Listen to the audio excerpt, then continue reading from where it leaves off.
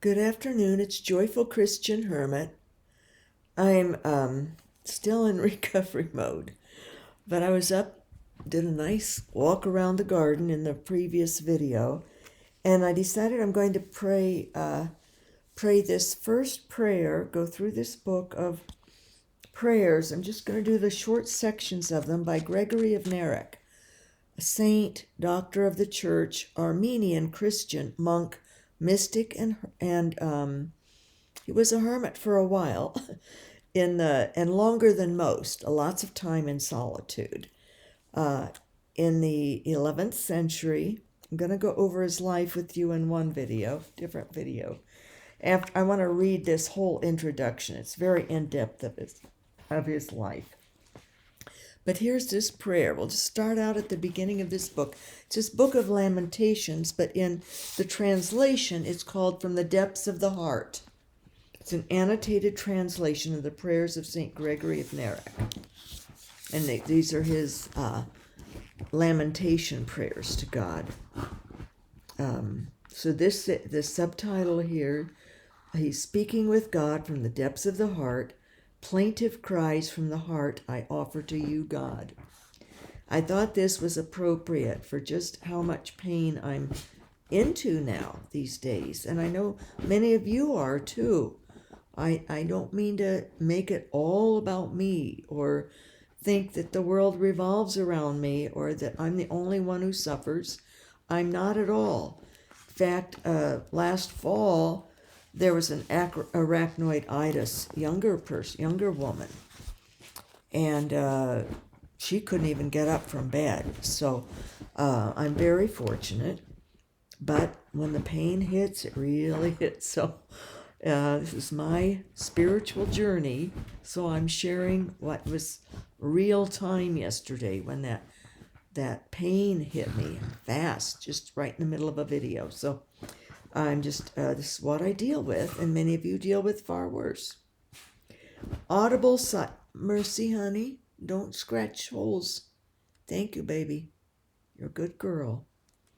Audible sighs with plaintive cries from the heart, I offer to you, seer of secrets. God, he's talking to.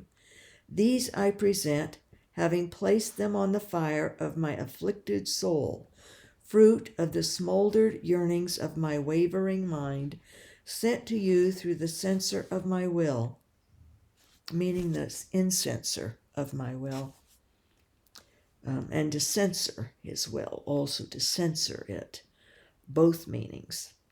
May you, compassionate one, savor their scent. May you consider them with favor, over and above that of sacrifices of assorted fruit offered with thick smoke. Accept these linked words in wanting segments. May you be pleased with them and not angered, the words that he's saying, for they rise from the depths of the mysterious chamber of my feelings, to reach you speedily, a free will offering, this verbal sacrifice burnt whole with the thin fat of my ability, the only richness I possess, and with pleading, I lay it down for your consideration, mighty one. May it not seem to you like that of the wicked in Israel, with arms outstretched, whom Isaiah denounced, along with the iniquity of Babylon, nor repugnant like the illustration used in the 72nd Psalm. Rather, may it be acceptable in accordance with your will, like the pleasing fragrance of the incense at the altar in Shiloh, which David restored for the resting of the ark returned from captivity, a metaphor for my lost soul being found again. So I really relate deeply with this Gregory of Narek. And when I go over his life with you, I'll point out ways of how even in my Catholic faith, I am a lot like him.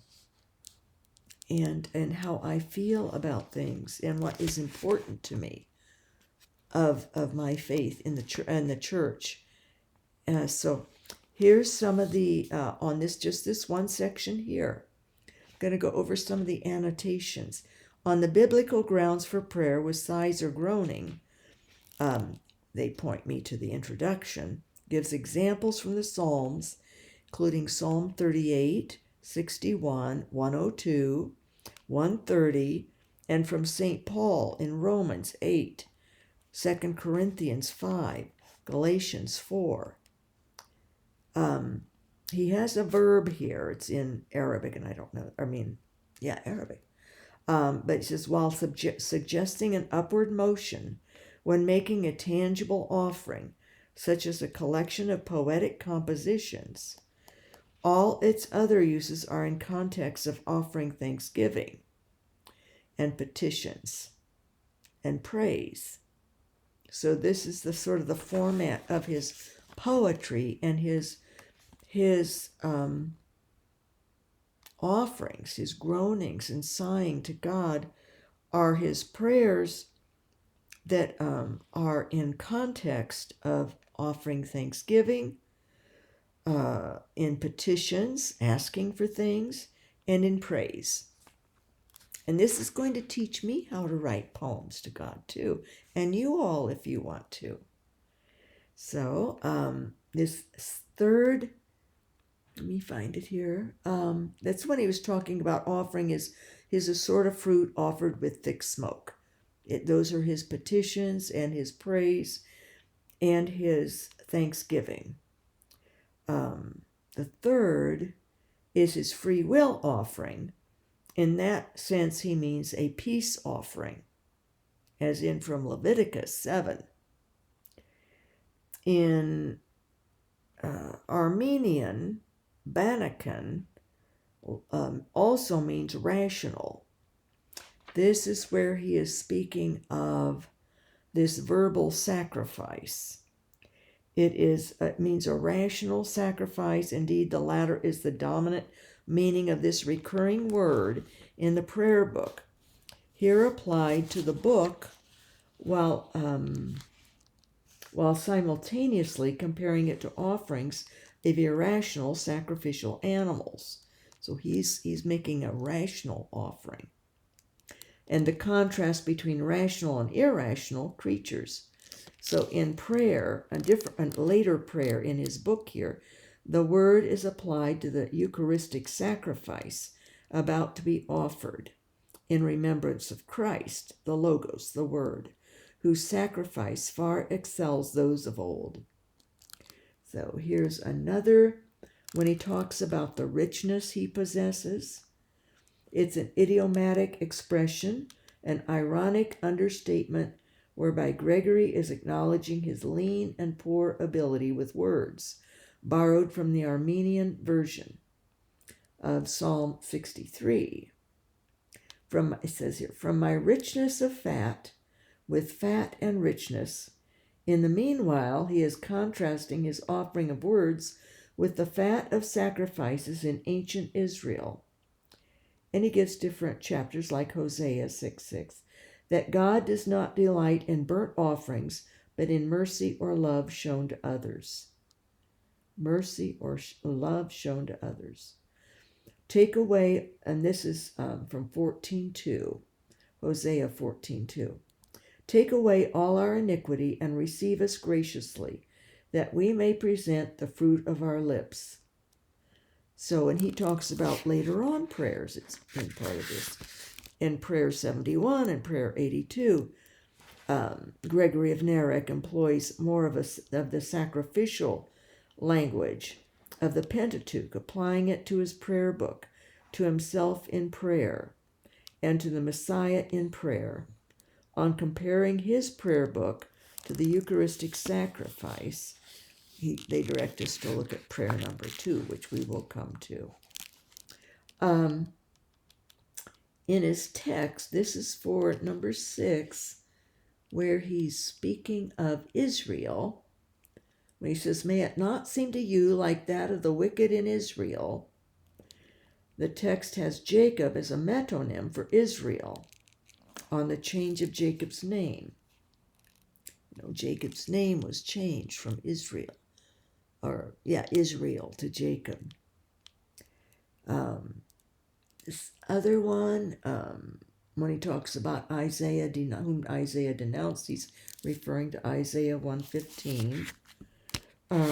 Isaiah's oracles against Babylon. The latter is followed by an oracle against Israel. So that's when he talks here about along with the iniquity of Babylon. Then he says, nor repugnant like his words are not to be repugnant like the illustration used in the 72nd Psalm. That's referring to the caricature of the arrogant talk of the wicked. In the Armenian and Septuagint versions of Psalm 73, henceforth also referring to the arm B, unless the latter is particularly specified. I don't understand what that is. It's getting too technical in that part.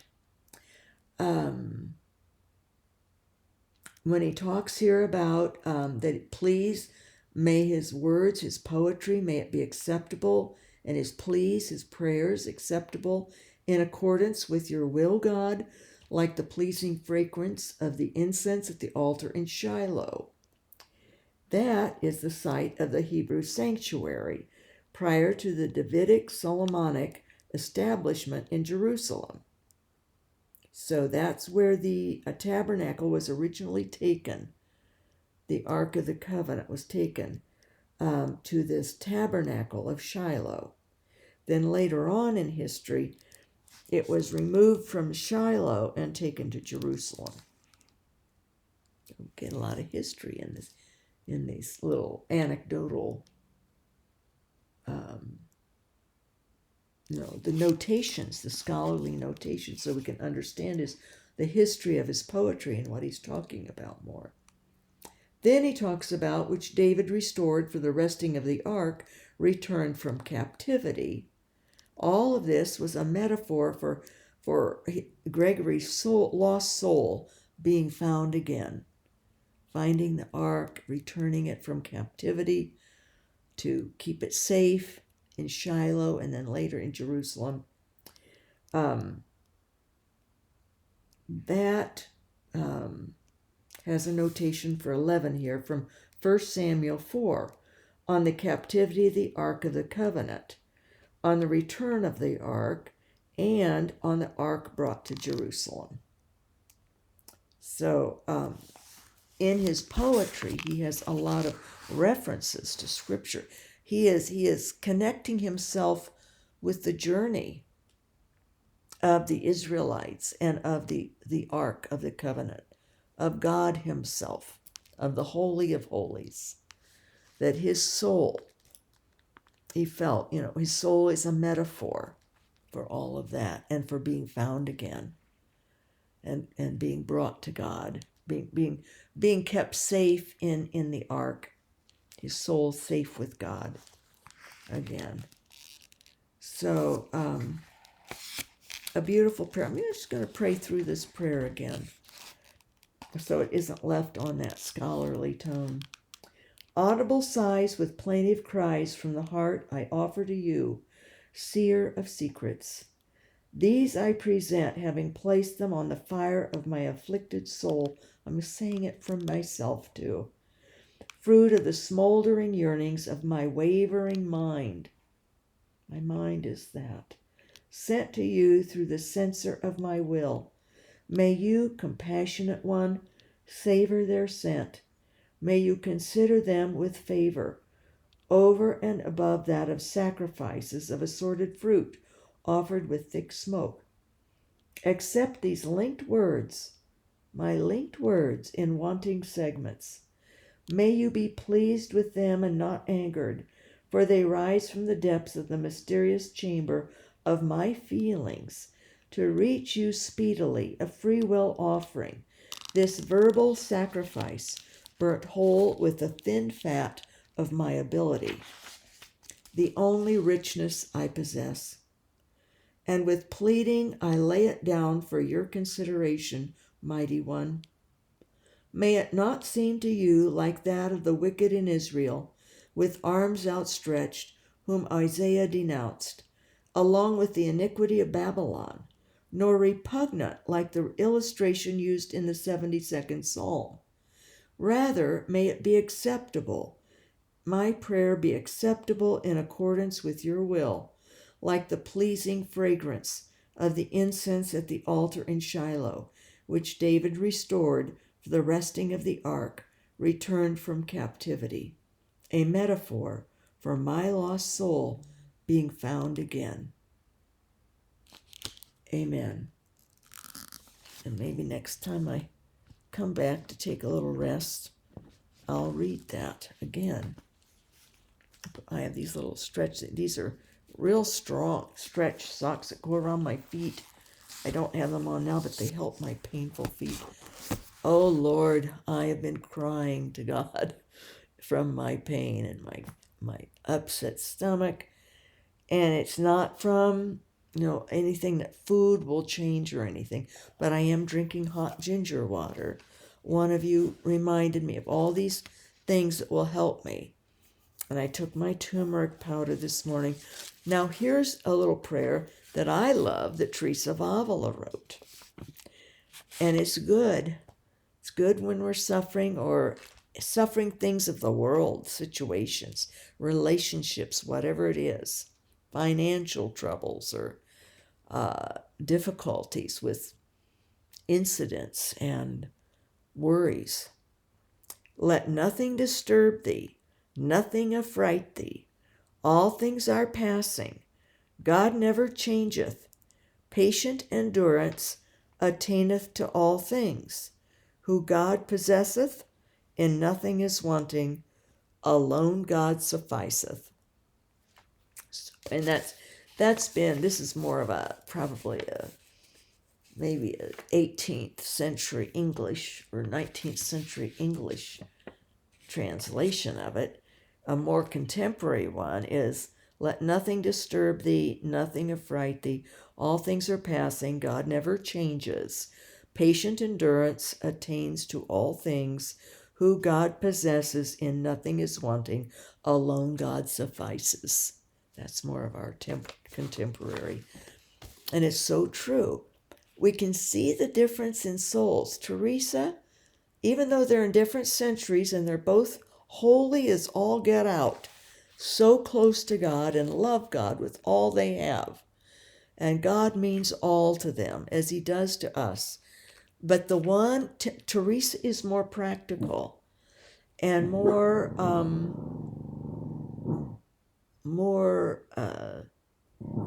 practical, and we can relate in temporal terms.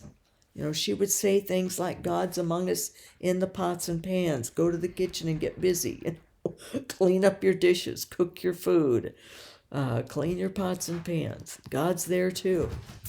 And Gregory of Narek is a different type of mystic. No, Teresa's a mystic, but he is in the depths of his soul and communicating at a different level. A metaphoric, beatific kind of spiritual in his poetry. And John of the Cross is maybe a little more like that too. But underneath is the practical. So we have all kinds of friends on the other side who we can relate with at all different levels. How wonderful is that?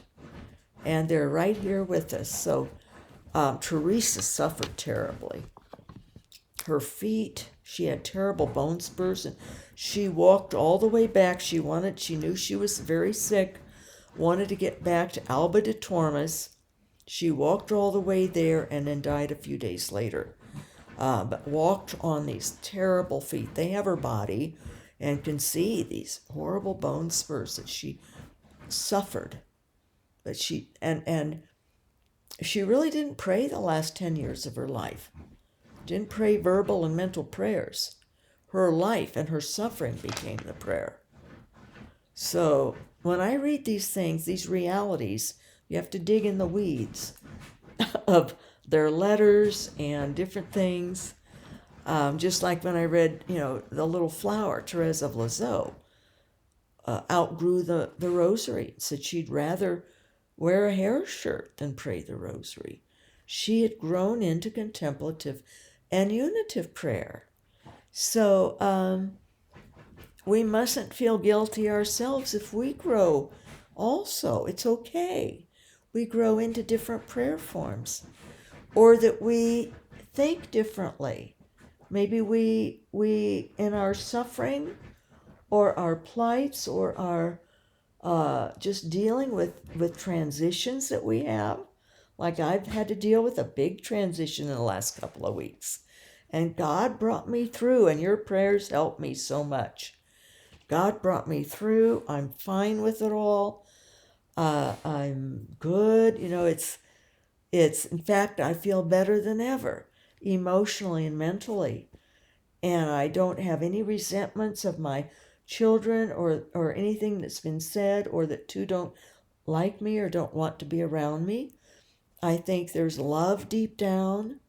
I think when I die that they will shed a tear and remember, that I reared them and be grateful. But at this point in time in their lives, no, it's too painful, or I'm not relatable to them in some way, or they remember maybe back when too many things were going on early on, and I didn't have the ability to make the transition that easily. When I was still trying to rid myself of the temper that I was around with my mother and my frustration, I wasn't used to pain. And when my ex-husband would call, and just who I loved, and would say terrible things to me, and threaten, want me dead, and it would get too much. And then I had all this pain and losing my job and my insurance, my income. So it was all too much. And so it took me a while to get a grip and to make the transition and to be able to handle the pain and not have temper, or not cry out and control. I had to learn to control the suffering around them when it was unbearable pain. I didn't have pain medication when they were growing up with me.